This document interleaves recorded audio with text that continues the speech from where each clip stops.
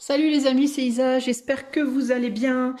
Aujourd'hui, je vous retrouve pour un tirage, le tirage du pendu qui est là. C'est notre pendu du tarot William Blake qui est en fond d'écran là, qui est là. On va faire un tirage du pendu aujourd'hui. Je l'ai tiré au sort parmi les 22 arcanes pour savoir ce que j'allais vous faire. Attendez, je reviens, je recadre. Excuse-moi, j'étais pas bien cadrée. Donc, je disais, c'est une carte que j'ai tirée au sort parmi les 22 arcanes majeures du tarot. Je voulais que l'éther décide pour moi du sujet du jour. Et donc, le tirage qui correspond au pendu, c'est comment tirer le meilleur d'une situation bloquée. Alors, ça peut être une situation sentimentale, une situation pro, une situation financière, ça peut être votre vie de manière générale. On va aller voir ce que vous ne pouvez plus faire, ce que vous devez sacrifier, ce à quoi ça vous oblige à vous confronter, et la leçon et le but la leçon et le but qui sera atteint si vous arrivez à faire tout ça. Voilà, alors pour choisir votre tirage, alors déjà pour faire le tirage, je vais utiliser avec ces cartes-là, c'est les cartes du Luxe Ex Ombra. Je suis désolée, la boîte elle est un peu cracra, je ne sais pas pourquoi d'ailleurs, parce qu'elle était pourtant bien rangée sur mon étagère, mais bon, voilà. Et ici, on a le prisme oracle, ça va être pour le conseil, et je vous lirai aussi à chaque tirage la carte du pendu et votre conseil, ok ? Voilà les amis, pour ce qui est des tarots et oracles utilisés, on va commencer par vous faire choisir. Donc je vais commencer par noter le timer, on est à 1,50, 1,50, c'est ça? On était bien à 1,50, j'ai pas rêvé, oui. Alors 1,50, on va faire les choix, je vais vous montrer trois cartes de tarot de pendu, trois cartes du pendu de différents tarots. Alors je vais pas pouvoir vous dire de quel tarot parce que je vais les chercher sur internet après, donc moi je ne le sais pas à l'avance. Mais je vous montre trois cartes du pendu, voilà, qui s'affichent maintenant sur votre écran. Choix 1, choix 2, choix 3, le pendu 1, le pendu 2 ou le pendu 3. Si toutefois vous voulez savoir de quel tarot il s'agit pour chaque carte, je vous invite à faire une impression d'écran, une copie d'écran et de faire une recherche avec Google Images. Voilà. Vous sauvegardez l'image sur votre téléphone ou votre tablette ou votre, je sais pas quoi, ordi ou quoi. Et puis ensuite, vous allez voir Google Images et vous téléchargez votre image et ça vous dira de quel pendu il s'agit. Ok ? Voilà, donc choix 1, choix 2, choix 3. Moi, je vais commencer tout de suite avec le choix numéro 1 et c'est parti. Salut à toi qui as fait le choix numéro 1. Alors, c'est parti avec le Luxex Sombra. On va aller voir comment tu peux tirer le meilleur parti, le meilleur de cette situation bloquée. Comment est-ce que tu peux tirer le meilleur de cette situation bloquée? Comment tu peux faire évoluer la situation pour toi? Alors, on a 4 cartes. Alors pour le choix 1, comment est-ce que le groupe 1 peut tirer le meilleur de cette situation bloquée? Pour le groupe 1. Alors la première carte, c'est ce que vous ne pouvez plus faire dans la situation. La deuxième carte sera ce que vous devez sacrifier pour créer une nouvelle situation. La troisième carte sera ce à quoi cela vous oblige à vous confronter. Et la quatrième carte nous parle de la leçon à en tirer et du but atteint. En résultante, évidemment, si vous sacrifiez les choses, si vous faites le boulot, hein, c'est pas, je suis pas en train de vous faire une prévision. En dos de jeu, ici, on a la justice. La justice, ok ? Qui moi, alors c'est intéressant parce qu'on a un œil, l'œil de l'univers ici, mais moi ça me parle plus, la carte de la justice me parle toujours plus de la justice de l'éther, la justice divine, pardon, non, de la justice des hommes et le jugement de la justice divine. Alors c'est intéressant, mais bon, il y a différentes manières d'interpréter les choses. Alors je vais remonter un peu les cartes pour que ce soit mieux cadré pour vous, vous voyez un peu tout, voilà. Ok, alors première carte, ce que vous ne pouvez plus faire dans cette situation bloquée, on a la papesse. Alors ce que vous pouvez plus faire dans cette situation bloquée, pour moi, c'est rester silencieux, silencieuse, je pense. La papesse, c'est la carte du secret.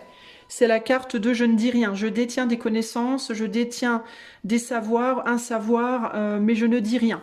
Donc, quelle que soit la situation qui est bloquée, je pense que ce qu'on vous dit que vous ne pouvez plus faire, c'est rester silencieux, silencieuse. C'est ne rien dire, c'est ne rien faire. Si vous détenez des informations par rapport à votre situation, si vous êtes bloqué au niveau de vos finances et que vous savez que vous ne dites pas certaines choses liées à vos finances que vous devriez dire, eh ben faut les dire. Si c'est au niveau de votre travail et que y a des choses que vous ne dites pas au niveau de votre travail, faut les dire, etc., etc.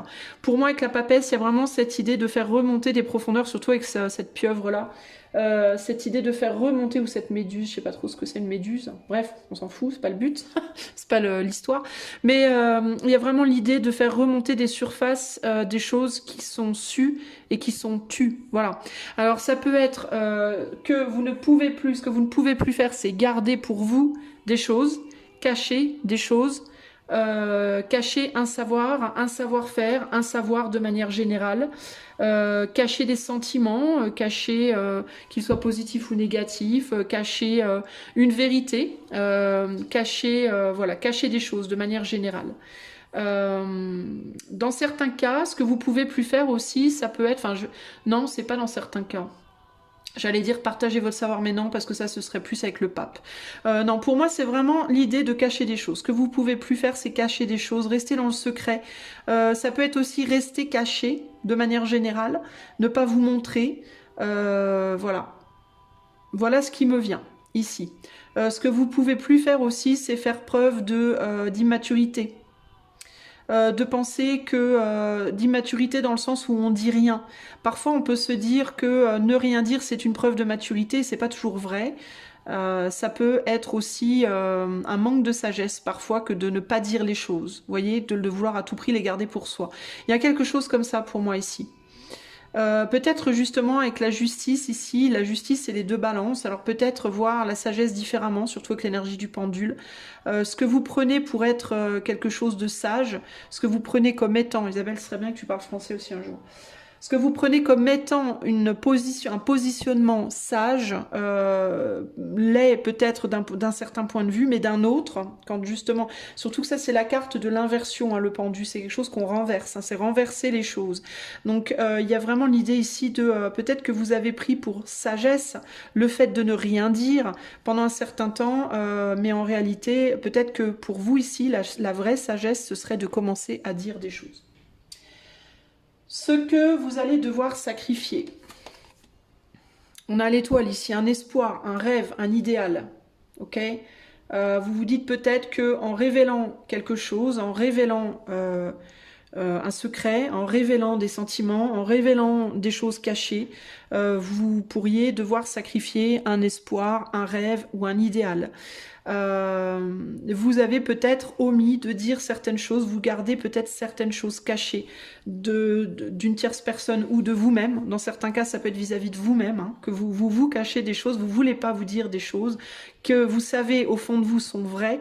Vous savez peut-être aussi que ces choses ramèneraient une forme de justice, mais vous ne le faites pas parce que ça sacrifierait une forme d'idéal que vous cherchez peut-être à préserver ici.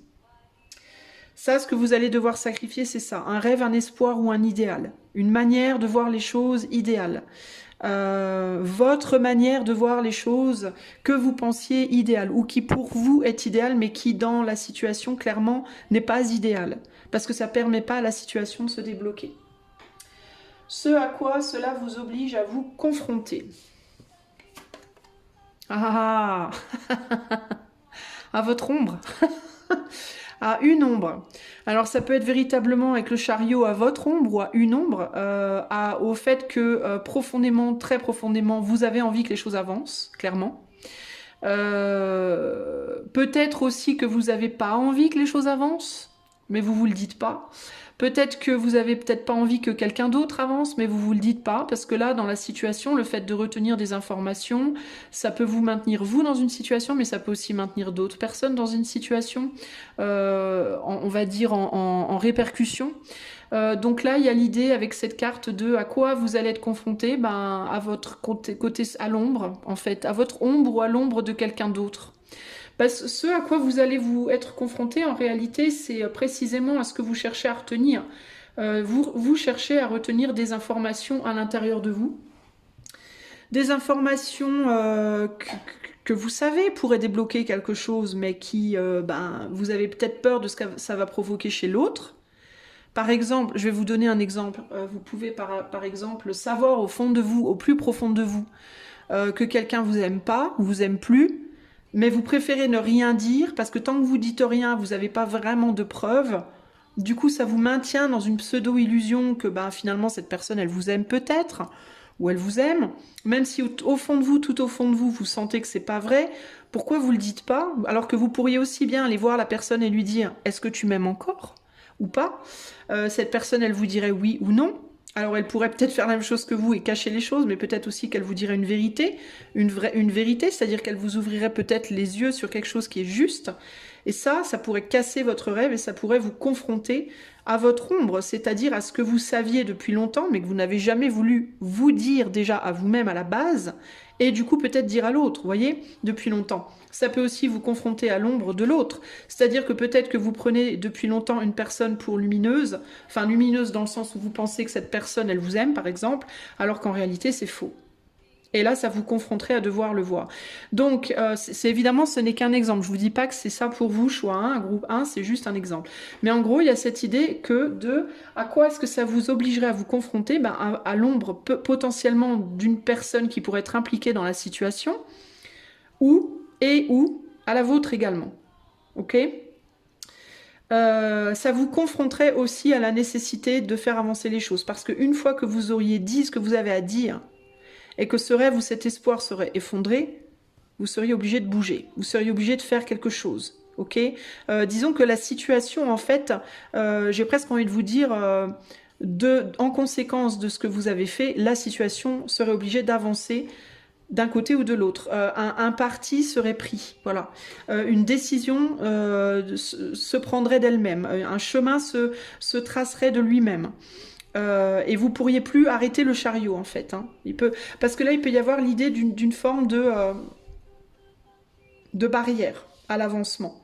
Est-ce que inconsciemment, consciemment ou inconsciemment, vous vous empêchez d'avancer dans une situation ou vous empêchez quelqu'un d'avancer dans une situation? Ok, ça peut être pour différentes raisons.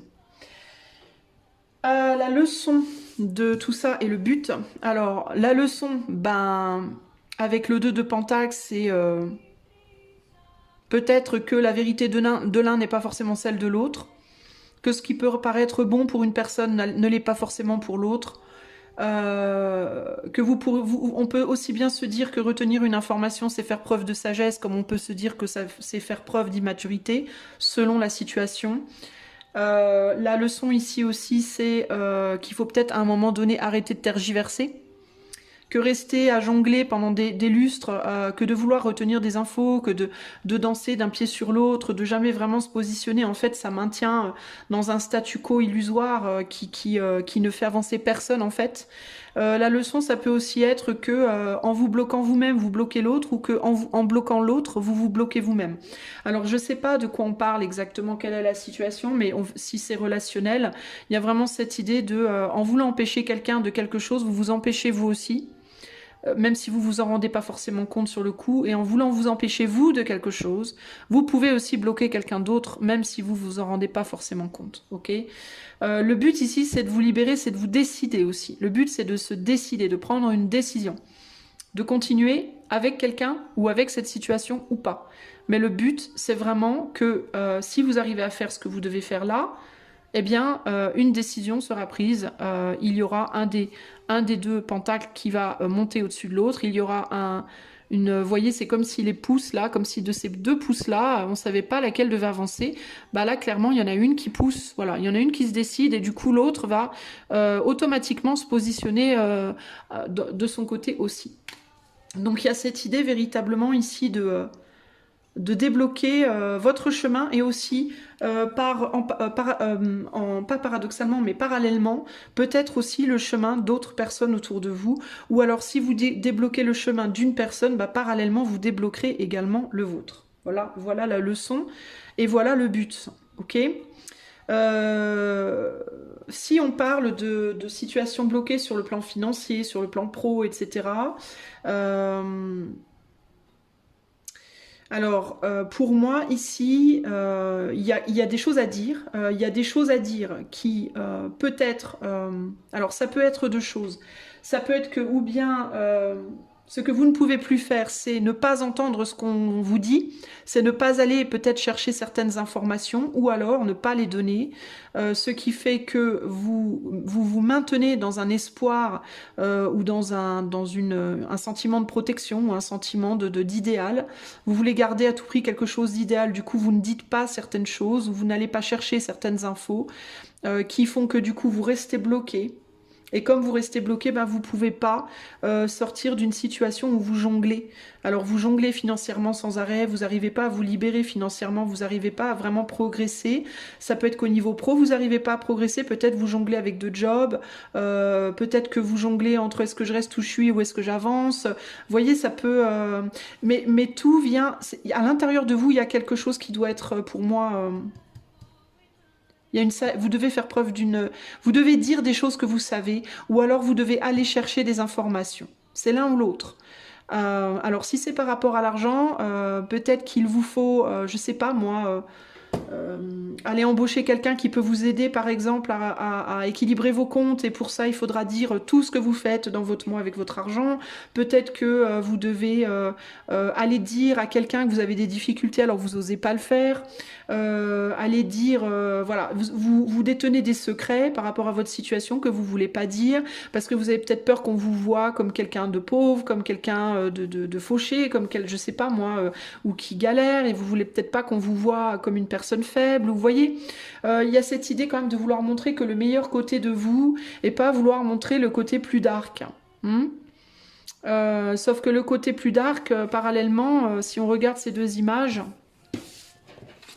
c'est celui qui doit se montrer le plus ici. Vous voyez, parce que peut-être depuis longtemps, c'est le côté lumineux que vous montrez, vous cachez le côté moins romantique, moins fun. Et là, on vous dit, bah, faut inverser, faut montrer ce qu'il y a dans vos tripes, dans votre cave, entre guillemets, psychologique, parce que c'est ça qui va débloquer les choses. Alors certes, peut-être vous serez plus idéal pour quelqu'un, certes, peut-être que quelque chose ou quelqu'un sera plus idéal pour vous, mais ça va débloquer la situation, clairement, ok ? Voilà ce que je peux vous dire, groupe 1. Alors pour vous, quel est le conseil que l'on peut vous donner? Un conseil supplémentaire, parce que c'était quand même que du conseil, tout ça finalement. Un conseil supplémentaire ici.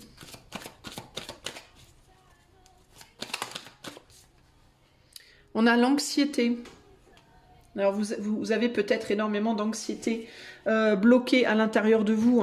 C'est peut-être ça qui est bloqué en vous aussi et qui doit remonter, une anxiété. Vous avez peur de devenir anxieux ou anxieuse. Est-ce que vous avez peur que le fait de débloquer une situation de vie fasse remonter une anxiété en vous qui avait été enterrée pendant un temps parce qu'on avait trouvé un moyen de le faire? Par rapport, encore une fois, ça peut être par rapport à une situation amoureuse, financière, professionnelle, etc. Il peut y avoir l'idée, par exemple, de je voudrais changer de travail parce que mon boulot présentement il est pourri, mais je sais que si je change de travail, ben, il va falloir tout que je reprenne du début, je vais être instable pendant un temps, il va y avoir tout un tas de trucs chiants, et ça va faire remonter une anxiété que peut-être vous aviez réussi à maîtriser dans le boulot où vous êtes présentement, par exemple, vous voyez?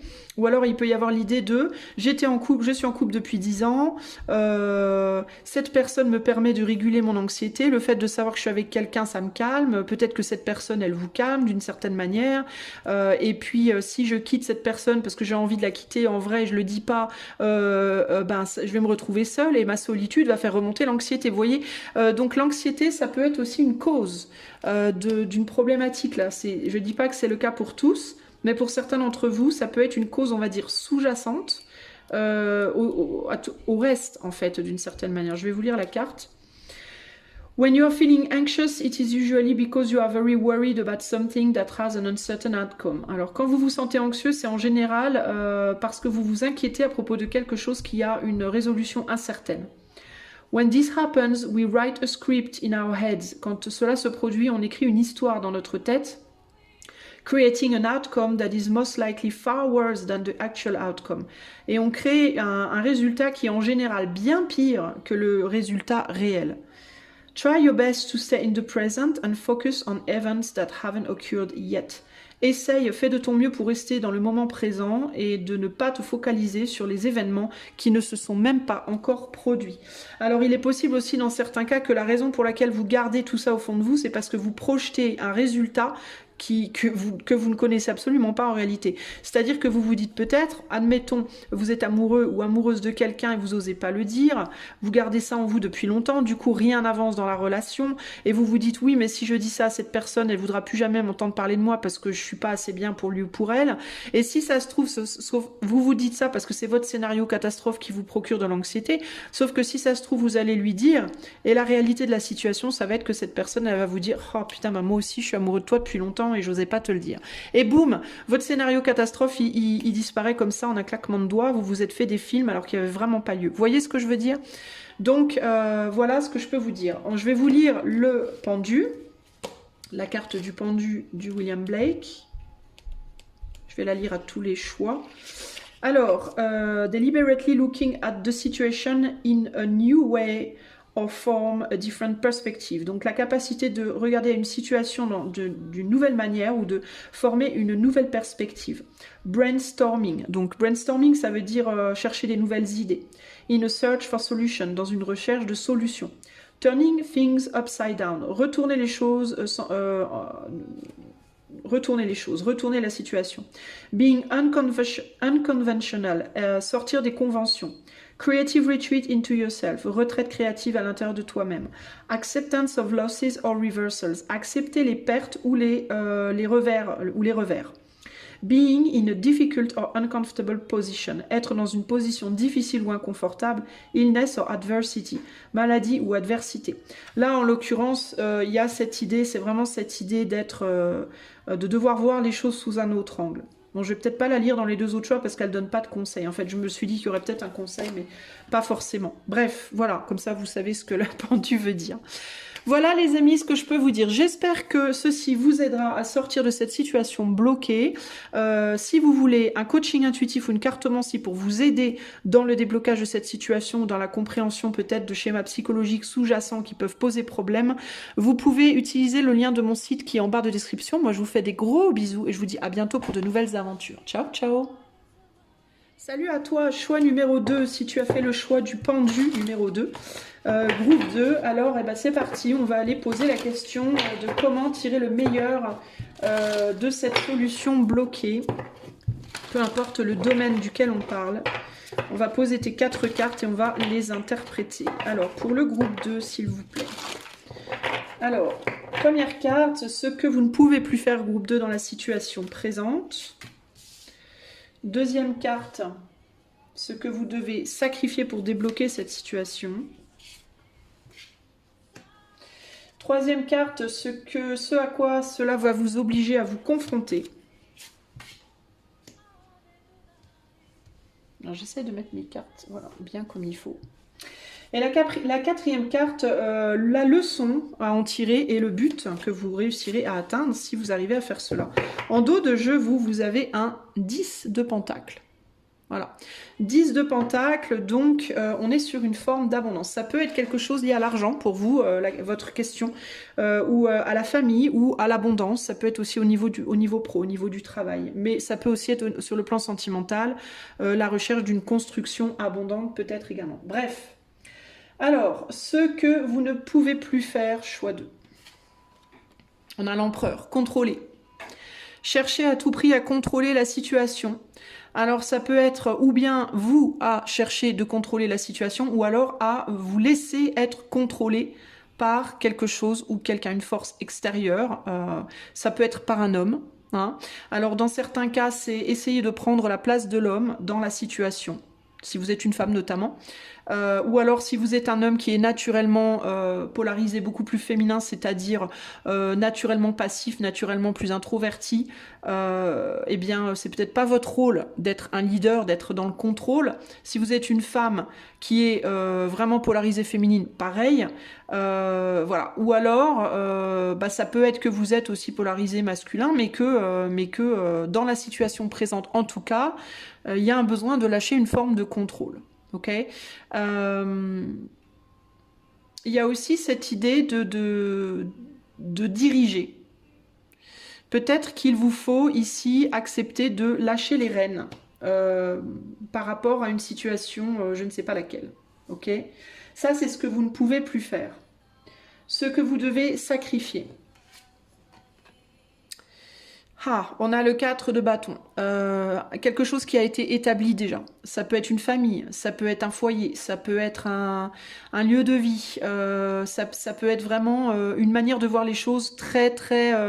le 4 de bâton, ça peut aussi être la base, mais psychologique, au niveau de la conscience. C'est-à-dire une manière de voir les choses très établie. Que vous prenez comme étant votre maison, votre vérité, votre vérité ultime. Ça peut être des principes, ça peut être des choses comme ça très auxquelles vous tenez très fortement. Moi, j'ai pour principe de ne jamais lâcher le contrôle de rien. Voilà, par exemple. Voilà. J'ai pour principe de ci, j'ai pour principe de ça. Dans ma famille, on m'a appris que ci, que ça. Je ne me vois pas ailleurs qu'ici. Je ne peux pas quitter ma famille. Je ne peux pas quitter ce job. Je ne peux pas. Voilà, il y a un côté comme ça. Dans quelque chose le côté de quelque chose qui a été construit en conscience, mais qui peut-être vous enferme maintenant. En tout cas, par rapport à cette situation précise. Ça ne veut pas dire que ça peut pas être un principe ou une manière de voir les choses qui peut être positif pour d'autres situations, mais en tout cas pour la situation précise pour laquelle vous regardez ce tirage, je pense que c'est enfermant. Donc ça, c'est ce que vous allez peut-être devoir sacrifier. Dans certains cas, le 4 de bâton, c'est aussi le bercail, la maison, le foyer qu'on a construit. Ça peut être le cadre d'une relation. Alors, c'est pas nécessairement un mariage, mais ça peut être la manière dont une relation a pu être établie. Par exemple, on a décidé depuis le début qu'on vivrait ensemble. Voilà. Et je ne vois pas comment on pourrait ne pas vivre ensemble. Vous voyez, en fait, on peut très bien rester dans une relation avec quelqu'un pendant toute sa vie et ne jamais vivre avec la personne. Il y a des gens qui font ça. Ah oui, mais pour moi, c'est absolument impossible. Moi, je ne peux pas. C'est non, c'est totalement en dehors de mes principes.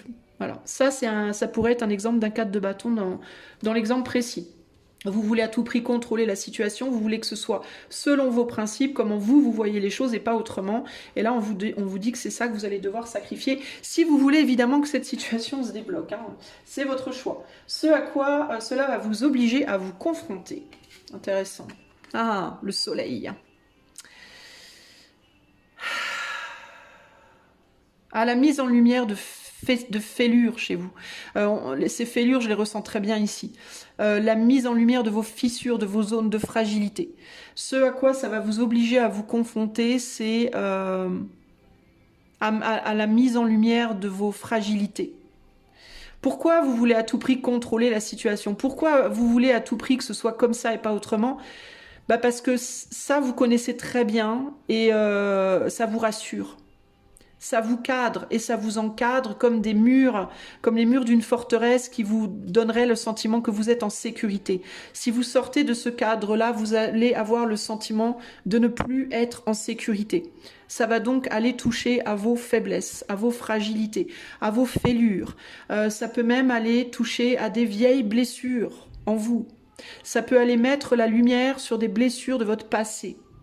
On peut remonter aussi loin qu'à l'enfance, on peut aller même encore plus loin, remonter à des vies antérieures. Après, moi, je fais pas d'hypnose, hein, je vous le dis, mais voyez, ça peut remonter à votre passé, à des choses que vous avez vécues, qui vous ont fait du mal et que vous ne voulez plus revoir dans votre vie, ce qui pourrait être la raison pour laquelle vous avez décidé de mettre ces forts principes, ces forts murs, ces limites à ne pas dépasser en place et pour laquelle, pour vous, c'est hors de question de les transcender.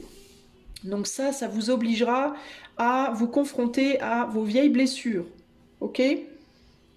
Auxquelles vous n'avez pas envie de vous confronter parce que Vous voulez pas perdre le contrôle de vous-même. Se confronter à ces blessures, ça peut fragiliser, ça peut faire perdre contrôle. Un contrôle nécessaire néanmoins, parce qu'on ne peut pas guérir des blessures sans les regarder, sans les toucher, c'est pas possible.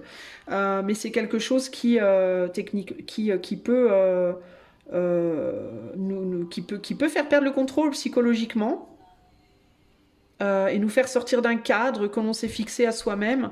Est-ce que le fait de sortir du cadre en termes de vos principes, en termes de votre lieu de vie, en termes de... parce que ça peut être des murs, hein, ça peut être un foyer, vous voulez pas sortir de votre foyer, vous voulez pas sortir de vos habitudes, de votre routine, de votre je sais pas quoi, parce que vous avez peur que ça vous blesse, hein. La leçon et le but 5 de coupe, bah la leçon, ça va être que pour démarrer quelque chose de nouveau, il faut savoir faire son deuil de certaines choses autres. Le but, c'est de faire votre deuil du passé, justement, et de pouvoir avancer vers quelque chose de nouveau et de beaucoup plus abondant en termes de construction justement. Alors ici, on peut parler de construction sentimentale, mais on peut parler aussi d'une construction pro, construction sur le plan financier, matériel, construction de projet, et on peut même parler de construction de soi-même, hein. Ça peut même aller jusque-là. C'est-à-dire que pour sortir d'une situation, vous avez la sensation que dans votre vie, en vous-même, vous êtes bloqué, que vous n'arrivez plus à évoluer, bah, il vous faut sortir de quelque chose dans lequel, peut-être d'une forteresse que vous vous êtes construite pour vous protéger, parce que vous ne voulez plus regarder ces vieilles blessures qui vous font mal, qui vous ont brûlé. Sauf que de ne plus vouloir sortir de votre protection, bah vous pouvez pas aller plus loin, vous êtes bloqué en fait dans votre évolution et vous n'arrivez pas à aller au-delà de ce que vous avez déjà. Donc la leçon c'est pour créer il faut tuer, dans le sens pour créer il faut détruire. Voilà, on peut pas détruire sans créer, on peut pas créer sans détruire, l'un ne va pas sans l'autre. C'est impossible en fait. Si je mets une carte là et une carte là, j'ai créé quelque chose. J'ai créé 2 cartes, ok? Voilà. J'ai créé ces 2 cartes, elles sont bien collées l'une à l'autre, on a un joli rectangle, on est content. Vous voyez, ça se fond même au décor. Et les couleurs, on a l'impression que les couleurs se fondent tellement elles sont proches. C'est rigolo. Donc j'ai créé cette jolie image, d'accord? Si je fais ça, oh, c'est plus la même. J'ai créé une nouvelle image. J'ai bougé d'1 millimètre, 2, allez peut-être 2. J'ai créé une nouvelle image. Pour créer cette nouvelle image, j'ai dû détruire la précédente. J'ai pas eu le choix, en fait. D'accord? Maintenant, je vais détruire cette image en faisant ça. Hop, je fais une nouvelle image. J'ai détruit cette précédente image, mais qu'est-ce que ça a donné? Bah, ça a donné la création d'une nouvelle image.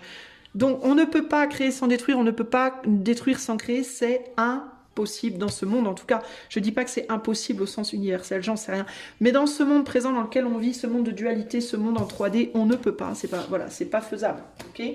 Point. Donc, là, on vous dit, si vous voulez sortir de cette situation bloquée, vous devez détruire quelque chose, vous devez peut-être créer quelque chose de nouveau qui implique une destruction. On ne peut pas faire autrement.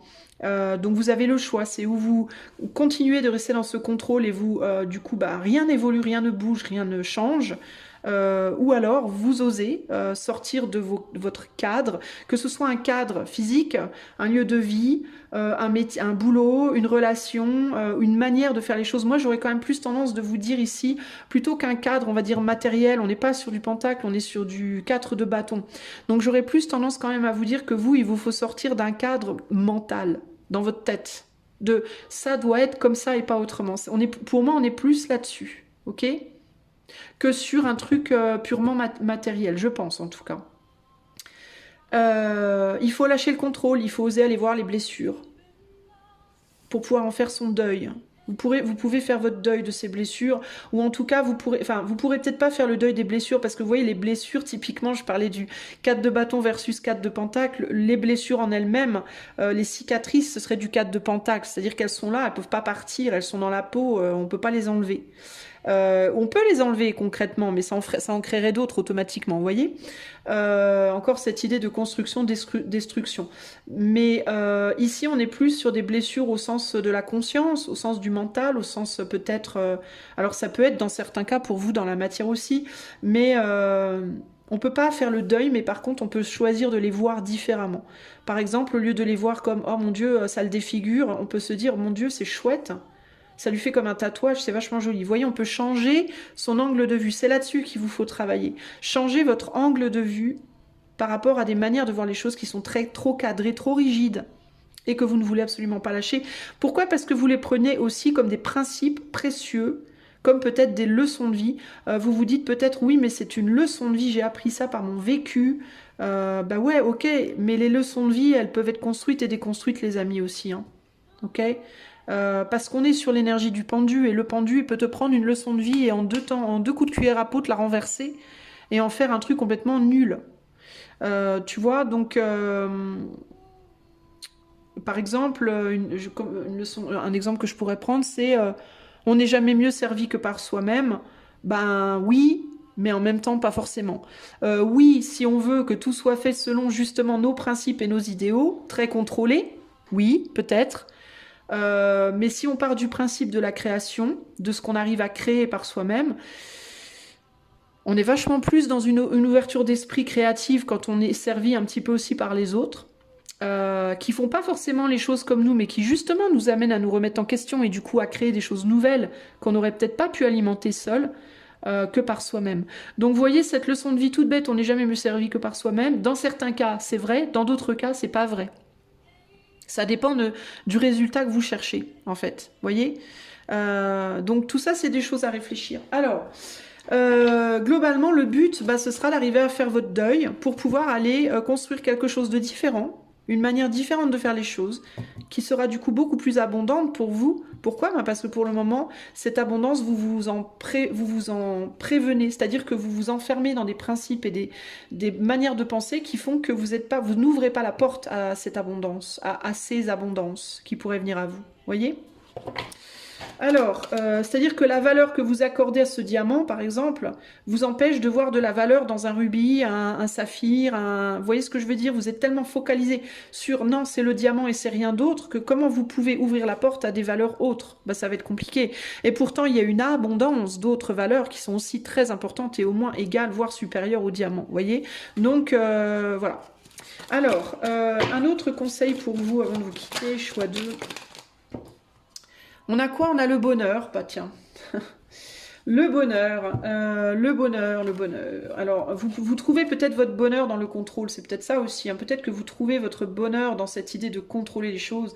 Ça vous apaise. Je le ressens comme un apaisement, le bonheur, ici. J'ai l'impression que le fait de pouvoir contrôler vous apaise. Mais est-ce que c'est un apaisement qui vous permet de grandir? Ça me rappelle cette phrase « Ne vous endormez pas sur votre confort, les amis ». Le confort, c'est bien joli, mais quand on s'endort dessus, on meurt et on s'en rend même pas compte. C'est pas le bon bouquin, Isa. Qu'est-ce que tu fabriques, Isa? Ah oui. Alors, je vais vous lire la carte, je vais vous la traduire de l'anglais. Je vais tenter, en tout cas. Happiness is one of the most beautiful feelings. Donc, le bonheur, c'est un des sentiments les plus magnifiques. As if the world is shimmering around you. Comme si le monde étincelait autour de vous. But we seldom acknowledge when we are feeling good and instead focus on when we are feeling bad. Mais on voit rarement quand on se sent bien et on a tendance plutôt à se focaliser sur les moments où on se sent pas bien. So take this time to cherish your happiness, really experience it and feel its warmth. Alors prends le temps de chérir ce bonheur et de vraiment l'expérimenter et d'en ressentir la chaleur. Alors ici, ça peut aussi être que ce qui a pu vous enfermer, ça a aussi pu être, il me vient un autre truc, mais il faut que j'arrive à le verbaliser, que vous vous êtes enfermé dans quelque chose. Alors ça peut être une manière différente de voir le bonheur. Peut-être que ce dans quoi vous vous êtes enfermé en voulant vous sécuriser, vous avez commencé à le diaboliser à un moment donné. Et peut-être qu'on vous dit, peut-être que si vous arrivez à voir le bien plutôt que le mal dans votre situation, vous changerez de perspective par rapport à cette même situation et que vous arriverez à ouvrir vos barrières et à avoir une abondance que vous n'arrivez plus à voir. Pourquoi vous vous êtes enfermé? Alors peut-être vous vous êtes protégé. Vous avez peut-être été blessé dans une ou des situations et du coup vous vous êtes protégé. Et vous vous êtes protégé par quoi? Par le contrôle et par des principes et des limites que vous avez mises, qui vous ont permis de faire le deuil à un moment donné de certaines blessures, mais qui aussi, au bout d'un moment, vous ont enfermé. Parce que au bout d'un moment, le bien que ça vous a fait dans un premier temps, ça a peut-être commencé à s'effriter et vous êtes peut-être progressivement passé à finalement je vois plus le bien maintenant, ça me gonfle, je m'ennuie, c'est plus bien, c'est plus, je sais pas, ou alors ça peut être que ces barrières en fait au lieu de vous protéger de ce qui vous a fait du mal, ça a fini par vous enfermer. Comment je pourrais vous dire ça? Putain, je l'ai dans ma tête mais j'arrive pas à le mettre en mots. Mais ça vous a enfermé, ça vous a empêché d'avoir plus, d'avoir autre chose en fait. Vous voyez ce que je veux dire? Par exemple, vous vous êtes protégé et vous avez décidé de prendre le contrôle par rapport à une situation du passé romantique où vous avez souffert, admettons, ok? Et vous vous êtes dit, par exemple, je ne sortirai plus jamais avec ce type de personne, et puis la prochaine relation que j'aurai, ça sera plus comme ça sera comme ça, comme ça, comme ça, et c'est tout. Dans un premier temps, ça vous a fait du bien parce que ça vous a protégé. Peut-être que vous avez plus ou moins fait le deuil de ces vieilles blessures ou pas, parce que cette protection, vous l'avez peut-être mise, ça a peut-être été genre des murs que vous avez mis autour pour plus voir, plutôt que d'aller affronter ce qui vous était vraiment arrivé. Hein, ça a pu être une armure qui vous a pas permis de guérir vos blessures, mais juste de faire en sorte qu'on rajoute pas des blessures à la blessure, on va dire. Et peut-être qu'aujourd'hui, ce qu'on vous dit, c'est... plutôt que de voir le négatif, plutôt que de voir... Comment je peux vous dire ça? Plutôt que de voir cette personne qui vous a blessé du passé comme quelqu'un qui pourrait vous blesser plus ou comme quelque chose de négatif, peut-être que vous pourriez voir cette personne comme une personne qui vous a beaucoup fait grandir, qui vous a beaucoup appris, qui vous a beaucoup amené en maturité, qui vous a fait prendre conscience de plein de choses, qui vous a endurci, qui vous a... Vous voyez ce que je veux dire? Et enlever votre armure, en fait. Et oser avoir encore des expériences comme ça dans votre vie parce que vous avez peut-être tendance à voir dans ces expériences-là... Alors, il faut relativiser ce que je dis, évidemment. Hein. Mais dans ces expériences-là, oui, il y a de la douleur. Oui, il y a des blessures. Oui, il y a tout un tas de trucs comme ça. Mais il y a aussi beaucoup, beaucoup, beaucoup d'apprentissage, beaucoup, beaucoup d'abondance, d'enrichissement personnel.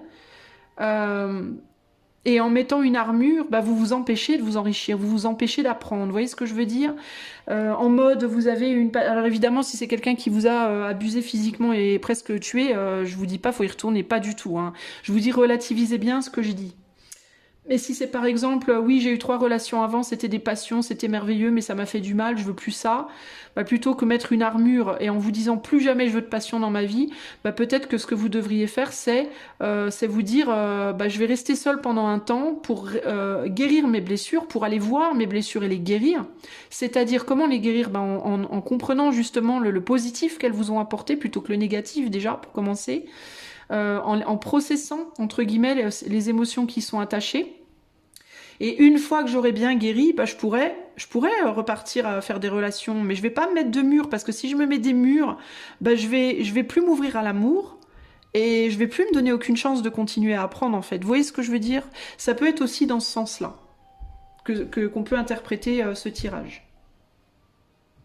Dans tous les cas, il y a cette idée de deuil qui doit être fait, de guérison et de deuil, qui ne peut se faire que par le fait de lâcher le contrôle et lâcher les barrières, ouvrir les barrières et lâcher le contrôle, pour pouvoir ensuite se réouvrir à nouveau à l'abondance. Ok les amis?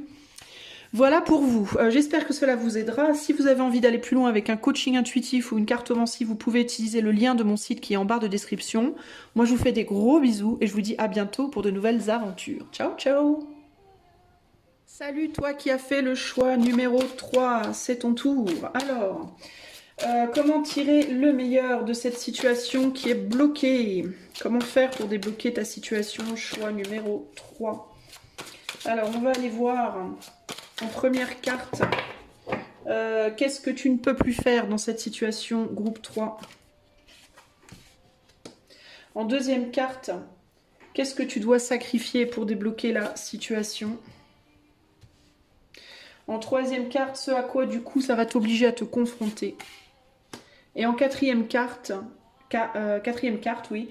La leçon à en tirer et le but que ça te permettra d'atteindre. On me dit non, je sens que non. Attends, ça m'arrive des fois. Alors, la leçon à tirer, le but à atteindre. Voilà. En dos de jeu, on a l'étoile, espoir, l'espoir, le rêve, la protection. Alors, on va voir comment ça parle, tout ça. Allez, c'est parti. Ce que tu ne peux plus faire dans la situation, groupe numéro 3. On a la reine de bâton, le lion. Ça peut être d'utiliser la séduction pour arriver à tes fins. Ça peut être la mise en scène. Ça peut être...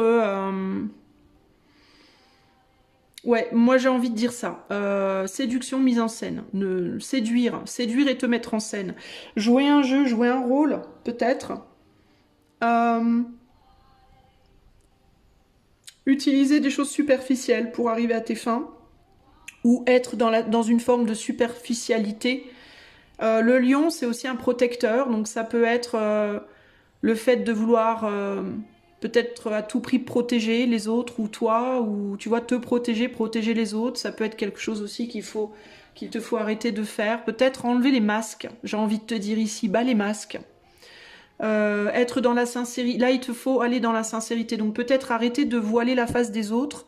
Arrêter de te voiler la face. Arrêter aussi de vouloir obtenir une forme de pouvoir, de puissance sur l'autre. Peut-être arrêter d'idéaliser aussi quelqu'un. Ou de faire rêver quelqu'un ou les autres, ok? Ça peut être ça ici. On va aller plus loin avec ce que tu dois sacrifier. Le 7 d'épée, arrêtez de fuir. Ouais, bon bah toi en gros, faut que tu fasses face concrètement, hein. Ce que tu dois sacrifier, c'est une tendance à la fuite, c'est une tendance à te dévoiler, à te dérober. Pour moi, c'est ça, hein. Il y a l'idée de petit tour et puis s'en va, là. Surtout avec la reine de bâton. On peut y avoir un côté allumeur, allumeuse, et je parle pas que de séduction, je parle pas que de romantisme ou de relationnel, hein. Il peut y avoir le côté de j'essaye un truc et puis finalement, non, ça me plaît pas, je me casse, je vais voir ailleurs. Ça peut être une tendance à butiner, en gros. Ça peut être aussi une tendance à rester dans la superficialité, c'est-à-dire que on s'engage dans quelque chose tant que c'est beau, tant que ça brille, aux yeux des autres ou à nos propres yeux, et puis dès que ça commence à être un peu fade, paf, on se barre. Dès justement qu'on a le sentiment qu'une forme d'idéal s'en va, on s'en va. Il y a un côté comme ça, là. Ça fait penser à l'allumeur ou à l'allumeuse, hein, la nana ou le gars qui va aller draguer quelqu'un et puis au moment de passer à l'acte, tout le monde s'en va. On se barre, on fait plus rien. Il y a un côté comme ça, parce que c'est plus fun. Ouais, ça y est, t'es séduite, ouais, c'est moins intéressant, je me casse. Voilà. Il peut y avoir ce côté-là, hein, chez toi. Alors ça peut être professionnellement, ça peut être j'essaye un boulot, tout va bien tant que ça m'excite, et puis le jour où ça devient un peu routinier, ça me saoule, je m'en vais. Voyez, ça peut être dans tout, hein, vraiment. Donc ce qu'il va falloir que tu sacrifies, ça va être une tendance à la fuite, une tendance au butinage, une tendance à la dérobade. Et ça peut être aussi...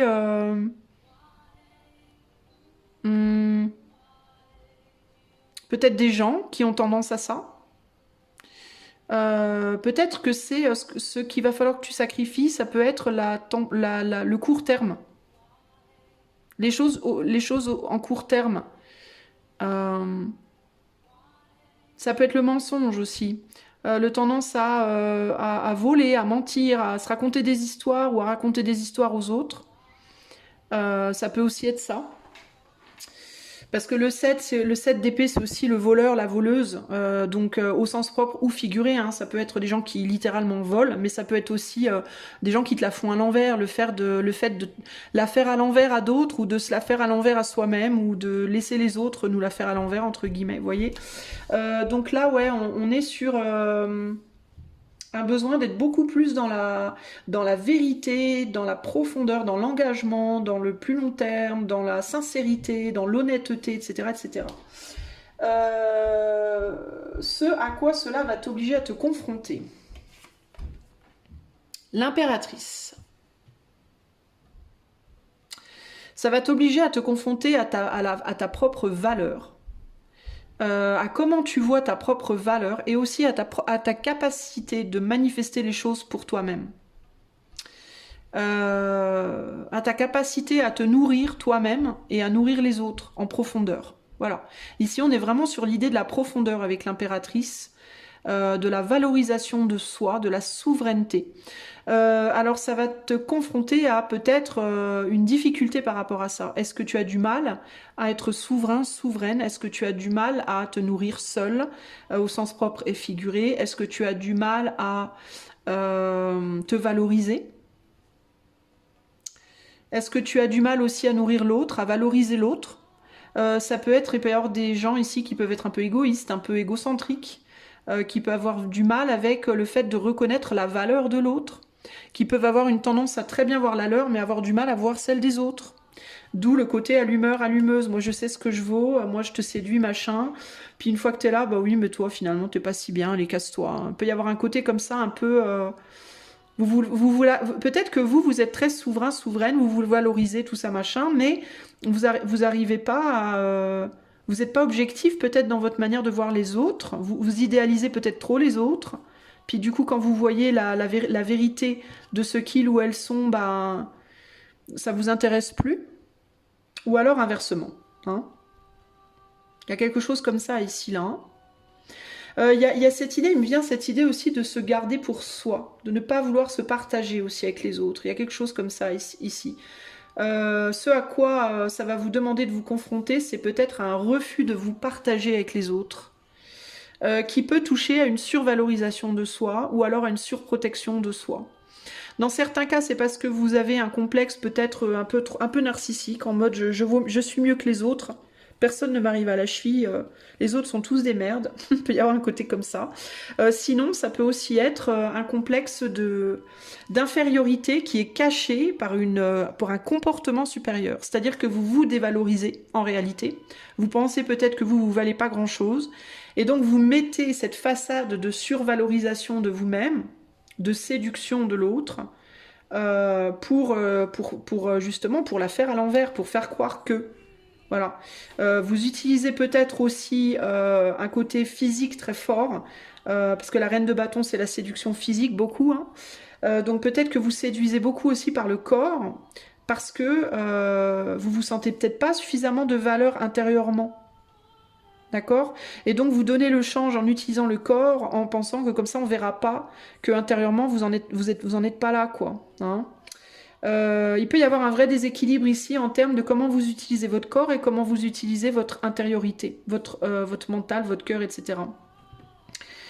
Ça va vous confronter à ça, à voir en vous ou un problème de survalorisation, ou alors qui fait que du coup, ben, vous avez le sentiment que personne ne vous arrive à la cheville, puis du coup, ben, quand vous découvrez la vérité sur quelqu'un, c'est-à-dire quand vous allez plus profondément dans une relation avec quelqu'un, vous avez tendance à penser qu'ils sont tous nuls ou elles sont toutes nulles, alors qu'en réalité, c'est pas ça, c'est que vous survalorisez.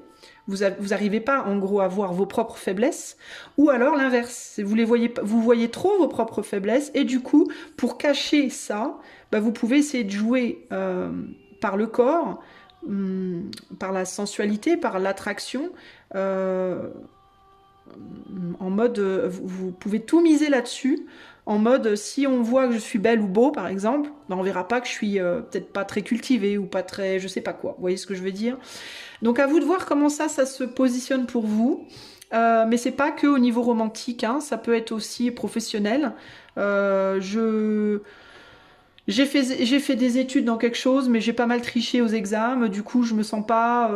j'ai eu mon diplôme, mais j'ai pas l'assentiment de vraiment savoir les choses. Du coup, mais par contre, je suis super sexy. Bah, je vais trouver un job avec ça. Je vais mettre des tailleurs sexy aux entretiens. Vous voyez, ça peut être ça. Ou alors, ça peut être au contraire... j'ai 15 doctorats en je sais pas quoi, j'ai jamais rien pratiqué, mais j'ai 15 doctorats, et j'ai jamais trouvé de boulot parce que de toute façon, il n'y a aucun employeur qui est à la hauteur de mes 15 doctorats. Donc voilà. Alors qu'en réalité, vous avez 15 doctorats, mais vu que vous avez jamais utilisé vos doctorats, vous connaissez plus rien de rien en fait. Vous voyez? Donc, à vous de voir comment vous vous positionnez par rapport à ça, mais pour moi, il y a un problème ici de survalorisation, dévalorisation. qui fait que ou vous en faites trop, ou vous en faites pas assez, en fait. Voire, vous pouvez même passer du noir au blanc sans transition. C'est-à-dire que vous allez tout donner à un moment donné, puis après, plus rien. Et ça peut, du coup, amener, de la part des gens autour de vous, d'un manque de confiance, un manque de... On sait pas trop quoi faire de vous, peut-être. Si c'est du lard ou du cochon, entre guillemets, vous voyez. Alors, la leçon à en tirer, le but à atteindre, on a la reine de coupe, d'aller plus profondément. La leçon à en tirer, c'est... plutôt que d'utiliser... alors on passe du lion, de la reine de bâton en lion à la reine de coupe en scorpion, on passe de quelque chose de très superficiel à très profond. Et on reste quand même, entre la reine de bâton et le scorpion, on reste quand même dans une capacité de manipulation, mais qui est totalement différente. Ici, on est dans une manipulation plutôt superficielle, et là, on est dans une manipulation beaucoup plus profonde. Et c'est pas une manipulation malsaine, parce que là, on est sur une reine de coupe. Donc là, on est sur une manipulation saine, ok? Parce qu'on est tous manipulateurs, hein, manipulatrices, les amis, n'allez pas dire oui, moi je suis pas... Si, on l'est tous en fait. C'est juste qu'on l'est tous forcément, puisque ça fait partie des interactions humaines. On utilise tous nos charmes et nos capacités extérieures, intérieures pour obtenir ce qu'on veut dans la vie de tout le monde, mais dans tout le temps. En fait. Et parfois on s'en rend compte, parfois c'est très subtil, mais ça fait partie de l'interaction humaine, on peut pas l'enlever ça, ok?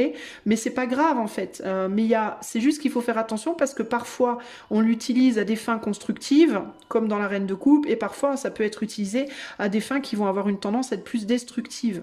Donc faut en être conscient, et faut faire attention à ce qu'on fait avec ça. Attendez, je reviens, je vais éternuer. Excusez-moi, j'ai encore une petite quinte d'éternuement qui me vient. Alors, je disais... pendant que j'éternuais, je regardais mes cartes en même temps, et il m'est venu un autre truc, c'est que je voyais ces étoiles filantes qui arrivaient là, et c'est comme si elles arrivent puis elles repartent. Vous voyez, ça arrive, boum boum boum, puis ça repart. Donc il peut y avoir une tendance chez vous, une difficulté à conserver ce que vous attirez. En mode, vous attirez de l'argent, puis paf, aussitôt vous attirez 100 € d'un côté, de l'autre côté, boum, il y a une facture qui tombe pour 90. Vous avez des clients, vous travaillez dans un truc où il faut avoir des clients, vous avez 5 clients qui arrivent et puis 4 partent le lendemain. Enfin, vous voyez, vous n'arrivez pas ou alors vous commencez une relation et paf, ça casse au bout de 3 mois. Vous n'arrivez pas à garder. Il peut y avoir une difficulté pour vous à garder. Gardez les gens, gardez l'argent, gardez les situations dans votre vie.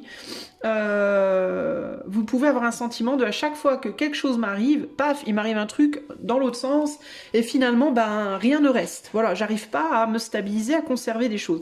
Pourquoi? Parce qu'il y a quelque chose à réguler en vous par rapport à comment vous séduisez, votre vision de la séduction. La valorisation de vous-même. C'est-à-dire que si vous-même, au niveau de votre valorisation, déjà si vous avez une tendance vous-même à vous trouver le lundi génial et le mardi pourri et le mercredi génial et le jeudi pourri et ben c'est exactement, vous allez manifester exactement extérieurement exactement ce que vous allez avoir intérieurement.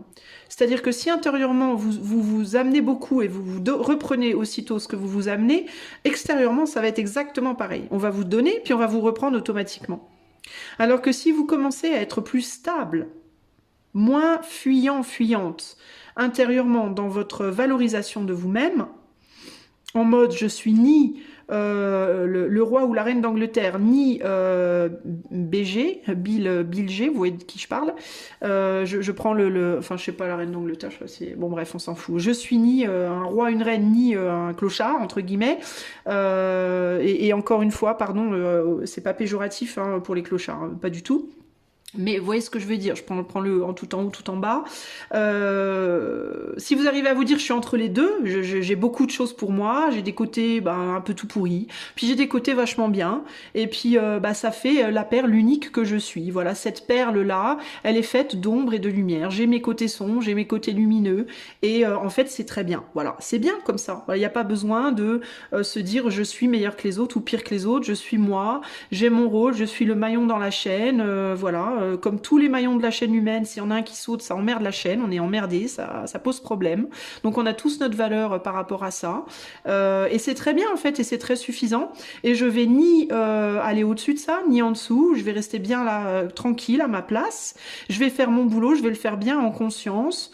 Je vais utiliser un petit peu de séduction physique, superficielle, un petit peu de séduction profonde, en équilibre, comme ça, tranquille.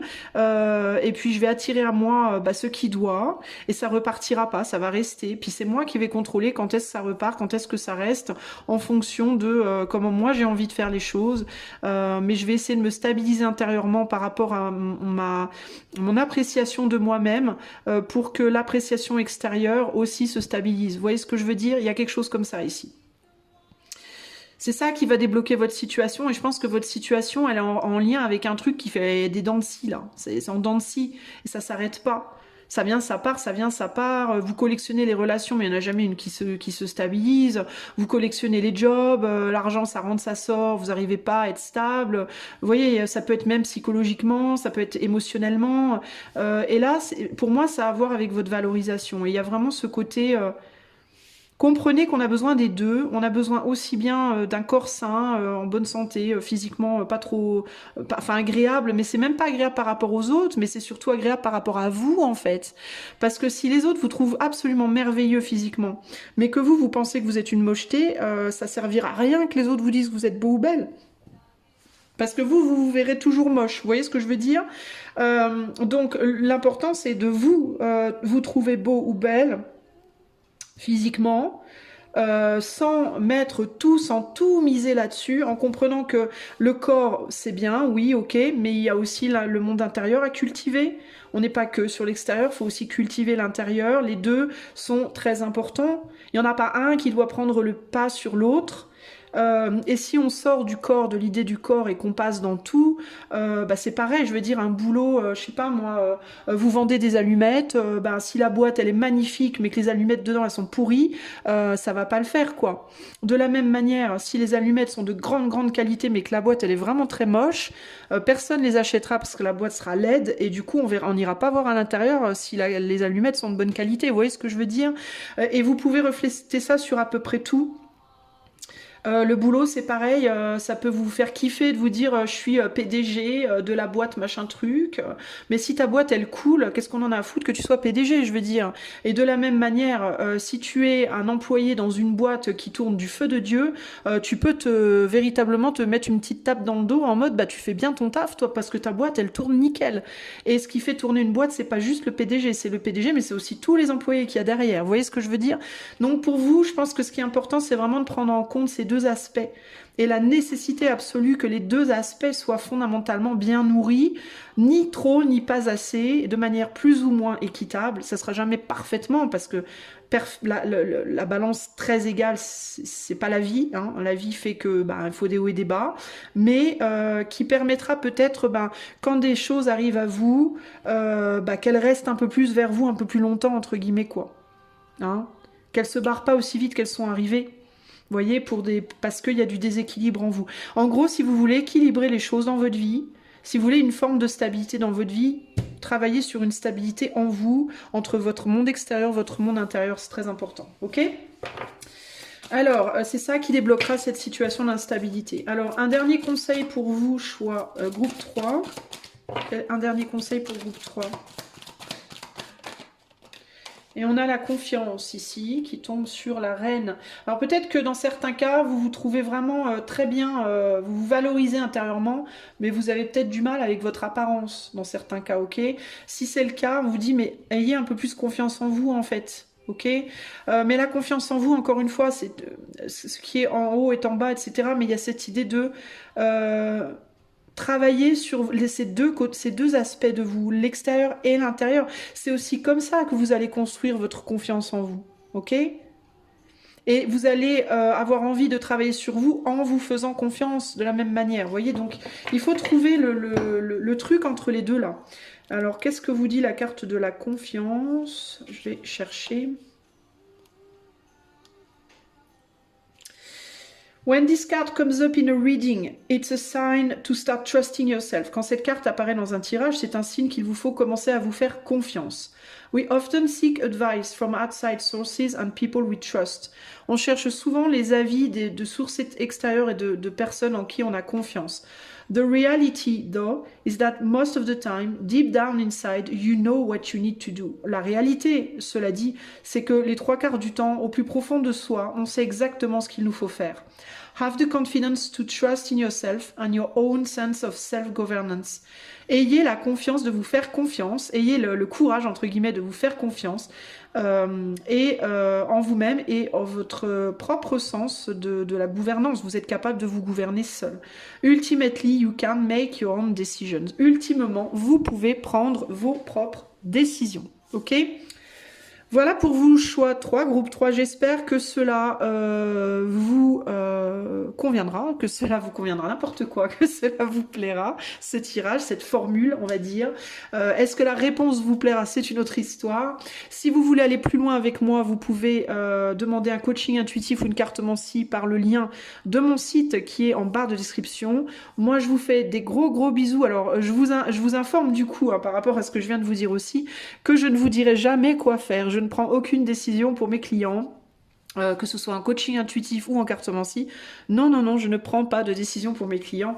Je montre des angles de vue, je propose des choses, mais ça sera toujours à vous de toute façon de prendre vos décisions. Donc je vous invite, si vous avez besoin d'aide, à me contacter. Sinon, je vous fais des gros bisous et je vous dis à bientôt pour de nouvelles aventures. Ciao, choix 3. Bye.